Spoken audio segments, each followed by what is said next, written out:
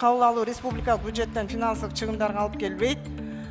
Кыргыз маданий борборун ишке ашыруу баштапкы этабында демөөрчүлүк каражаттарынын чегинде жүргүзүлөт. Кытай маданий борборун Кытай Эл Республикасынын өкмөтү каржылайт. То статус закона так вот не принимается, понимаете? Мы же соглашением подписываем, это же речь идет о международных, как говорится, правах. Если позволите, я вам в письменном порядке направлю письмо и зайду отдельно объясню. Бизде ошондо бул жака келип салынганда Кытай маданиятын жайылтуу боюнча максат кылып атабызбы?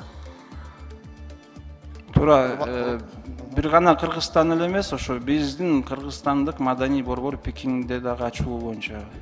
Бул бири-бири менен байланыштуу нерселер да. Анан бул азыр эгерде сиздер макулдук берсеңер, ратификация өткөндөн кийин, ратификацияны бул мыйзам күчүнө киргенден кийин анан подзаконный акттар дагы иштелип чыгат да. Ошо нерселерде баары белгиленип чыгат. Кайсы жерде жайгашат, кандай эрежелер менен иштейт. Подзаконный акты будут приниматься уже. Мына маданият министринин орун басары сиз турасыз. Маданият бул азыр ушул эки алака кандай таасир берет деп ойлойсуз? Кийинки келечекке кедергисин тийгизбейби? Маданият жоголсо мамлекет жоголот. Маданият жоголсо улут жоголот. Маданият жоголсо өзөк жоголот да. Биз ушул маданиятыбыз менен сакталып келатабыз да. Кандай дейсиз? Туура, ошон үчүн сиз туура белгилегендей бул маданий алака, маданий кызматташтык жана маданий интеграция болмокчу.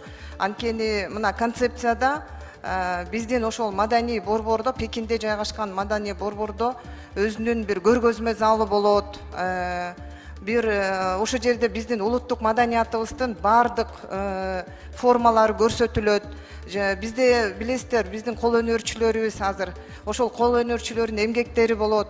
Биздин улуттук маданиятты толук деңгээлде таанытууга бир аянтча болот десек болот. Мунундан мындай кыр издегенди мен ойлойм да, жумурткадан кыр издебей наоборот колдойлу. Биздин дагы маданий борборубуз Кытайда ачыла турган болсо, эң жакшы нерсе Кытайдыкы бул жерде ачылса, аны менен деле Кытайга баруучу биздин туристтер, биздин жарандар ошол жерден таанышып алып, анан ал жака барганда дагы мындай маалыматтар болот деген ойдобуз да, маданият боюнча. Биз Америкада эмне болуп атканы, Европада болуп атканын билебиз, а бирок комшу мамлекетибизде эмне болуп атат, кандай ырларды угуп атат, биз даже билбейбиз да, кандай кинону көрүп атат.